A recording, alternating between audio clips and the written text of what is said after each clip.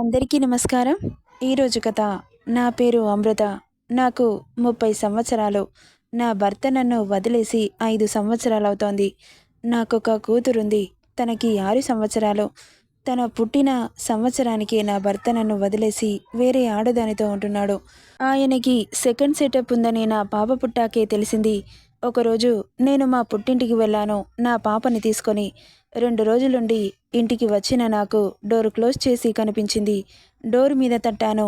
అలా ఎంతసేపటికి డోర్ తీయకపోతుంటే పక్కన ఉన్న వాళ్ళతో చెప్పి డోర్ని బలవంతంగా తీయించి లోపలికెళ్ళిన నాకు నా కాళ్ళ కింద భూమి కంపించినట్లు అనిపించింది. మా ఆయన వేరే ఆవిడతో కనిపించాడు.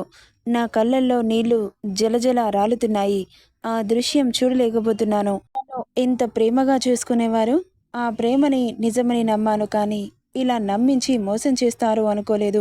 ఇక అతని కాలర్ పట్టి బయటకి లాగి ఆ చెంప ఈ చెంప వాయించి, నీకు నేను ఏం అన్యాయం చేశాన్రా, ఎందుకు నా జీవితాన్ని ఇలా నాశనం చేశావని కాలర్ పట్టి కుదేస్తుంటే నా చెయ్యి పట్టి, ఏంటే ఎక్కువ చేస్తున్నా ఊరుకుంటున్నాను కదా అని, నువ్వంటే నాకు ఇష్టం లేదు, ఇప్పుడే ఈ క్షణమే నా ఇంట్లో నుండి నీ కూతుర్ని తీసుకొని బయటకు పో అంటూ నా రెక్క పట్టి బయటకు తోసి డోర్ వేసేశాడు.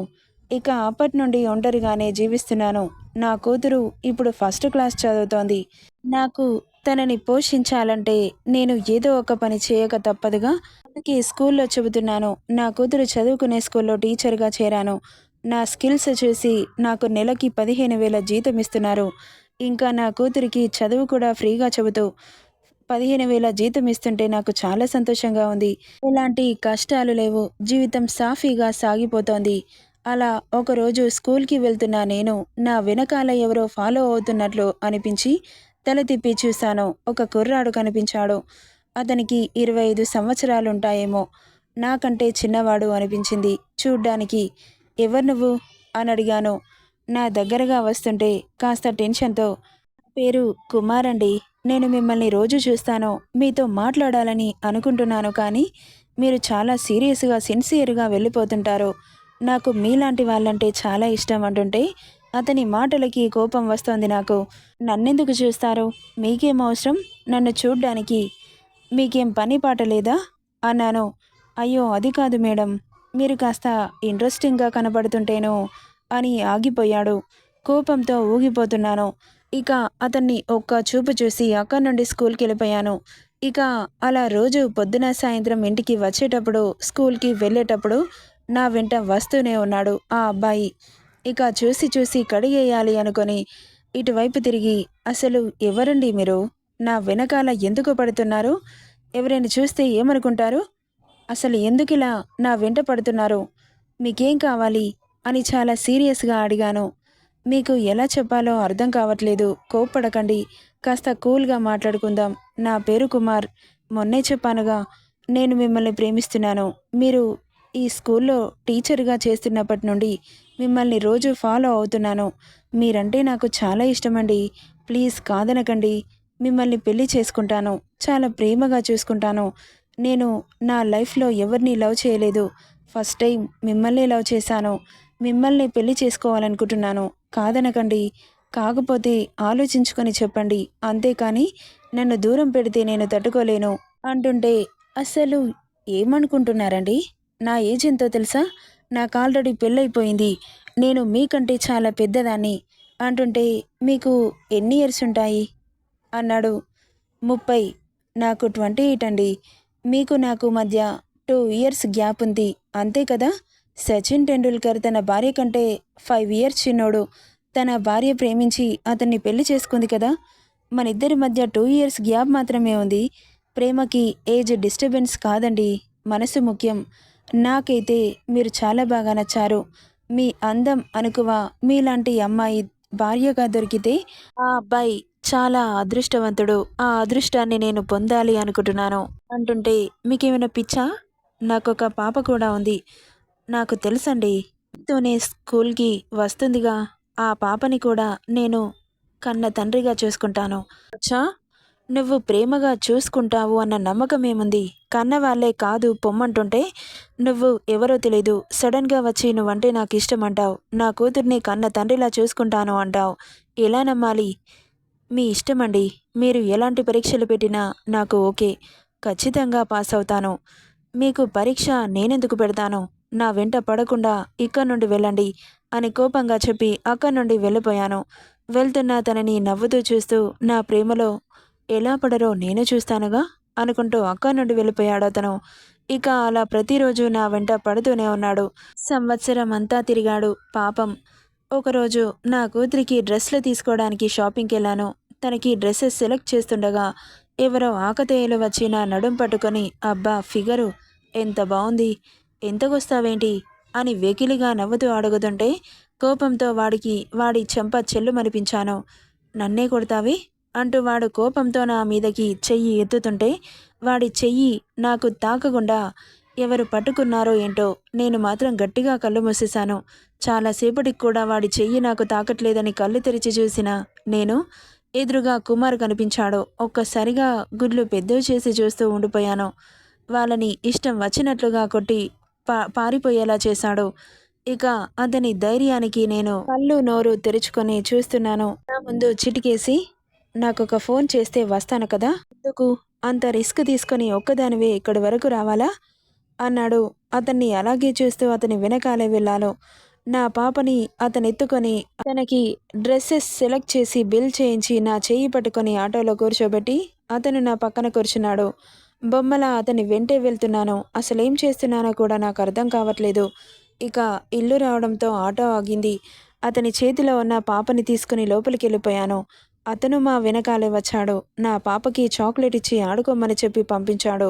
ఎక్కడికి పంపిస్తున్నావని వెళ్తుంటే నా చెయ్యి పట్టుకొని దగ్గరికి లాక్కున్నాడు. ఒక్కసారిగా నా గుడ్లు పెద్దవయ్యాయి. అంత దగ్గరగా ఉన్న అతన్ని చూసి అతను నా ముందుకు అడుగులు వేస్తుంటే నేను వెనక్కి వెనక్కి అడుగులు వేస్తున్నాను. అలా నాకు గోడ అడ్డు రావడంతో అక్కడే ఆగిపోయాను.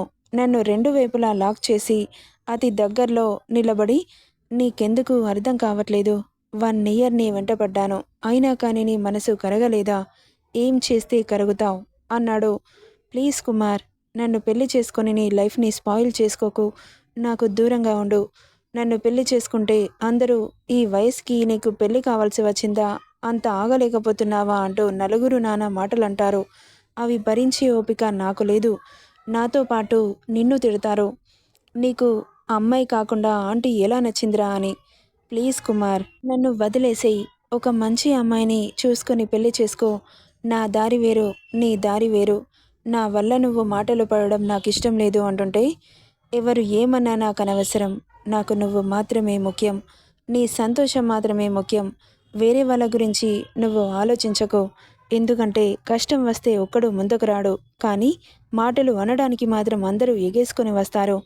ప్లీజ్ అమృత, నన్ను ఇంకా దూరం పెట్టకు. ఇంకా నీకు దూరంగా నేనుండలేను అంటూ ఆమె నడుం చుట్టూ చేయి వేసి దగ్గరికి లాక్కొని చెబుతుంటే కన్నీళ్లతో చూసింది అతన్ని. ఆమె కన్నీటిని తుడుస్తూ ఈ కన్నీళ్లు నీ కంట్లో నేను బ్రతుకున్నంతకాలం రానివ్వను. విల్ యూ మ్యారీ మీ అన్నాడు. నన్ను పెళ్లి చేసుకున్న తర్వాత నువ్వు జాబ్ చేయాల్సిన అవసరం లేదు.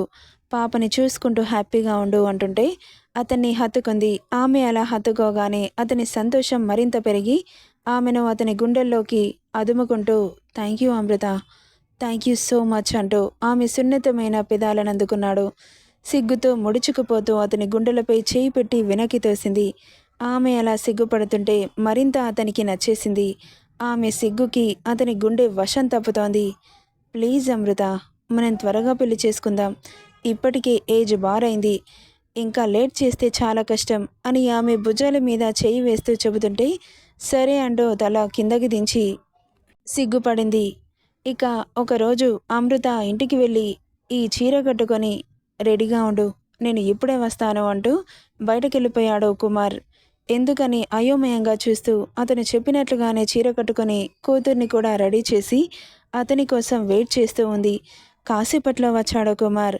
ఇంతసేపు ఎక్కడికి వెళ్ళిపోయావు? చెబుతాను పద అంటూ తన బైక్ తీసుకొని వచ్చి తన ముందు ఆపాడు. ఎక్కు అంటుంటే ఎక్కడికి అని అడిగింది. చెబుతాను అన్నానుగా, ఎక్కు అంటుంటే తన కూతుర్ని ఎక్కించి తను కూర్చుంది. ఇక కాసేపటికి ఒక గుడి ముందు బైక్ ఆపాడు కుమార్. గుడికి తీసుకొచ్చావా? చాలా రోజులవుతుంది గుడికి వెళ్ళక. థ్యాంక్ యూ కుమార్ అంటుంటే నవ్వి ఆమె చెయ్యి పట్టుకొని లోపలికి తీసుకెళ్లాడు. ఇక పంతులు గారు రెడీగా ఉండడంతో వాళ్ళిద్దరినీ దేవుడి ముందు నిలబెట్టి మంత్రాలు చదువుతూ ఆమె మెడలో తాళి కట్టించి దండలు మార్చుకోమని చెప్పాడు. ఇదంతా చూస్తున్న అమృత కళ్ళు షాకింగ్గా చూస్తున్నాయి. అసలు అనుకోలేదు పెళ్లి చేసుకుంటాడని. ఇక భర్త కాళ్ళకి నమస్కారం చేశాను. నా భుజాలు పట్టుకొని పైకి లేపి నువ్వు ఉండాల్సింది అక్కడ కాదు ఇక్కడ అంటూ తన హార్టుని చూపించి నన్ను హత్తుకున్నాడు. ఇక ఆ రోజు రాత్రి 9 గంటలకి కూతురు పడుకోవడంతో బేబీ పింక్ కలర్ చీర కట్టుకొని లైట్గా నగలతో జారు కట్టుతో పాల గ్లాస్తో లోపలికెళ్ళిన నేను నా కోసమే ఎదురు చూస్తున్న కుమార్ నా అలికిడి వినిపించి తల తిప్పి చూసి అతని కళ్ళు చెదిరిపోయాయి. ఆమె అందానికి దాసుడై చూస్తుంటే దగ్గరికి వచ్చి పాల గ్లాస్ అతని చేతిలో పెట్టింది. పాల గ్లాస్ని చేతిలోకి తీసుకొని ఆమెకు తాగించి అతను తాగి ఆమె భుజాలు పట్టుకొని ఆమె సిగ్గుపడుతుంటే మరింత అందంగా కనిపించి ఇలా సిగ్గుపడితే ఎలా చెప్పు? ఇక్కడ ఉన్నది నేనే కదా, ఎందుకంత అలా సిగ్గుపడుతున్నావు అంటుంటే మాట్లాడలేదు. ఆమె పెదవులు వణుకుతున్నాయి. ఆమెను బెడ్ మీద కూర్చోబెట్టి అతను పక్కన కూర్చొని ఈ ఫస్ట్ నైట్ నీకు ఇష్టమే కదా, ఇష్టమైతేనే నిన్ను నా దాన్ని చేసుకుంటాను అంటున్న అతని మాటలకి తల తిప్పి చిరుకోపంగా చూసింది. ఆ కోపంలో అతనికి కావలసిన ఆన్సర్ దొరకడంతో నవ్వుతూ ఆమెను మీదకి లాక్కొని పెదాలందుకున్నాడు.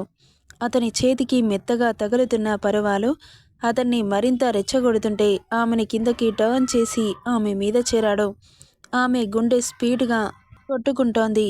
ఆమె గుండె సడి అతనికి లయబద్ధంగా వినిపిస్తుంటే లైట్స్ ఆఫ్ చేసి ఆమె మీద ఉన్న పైటని తప్పించి ఎదు మీద ముద్దుల కురిపించాడు.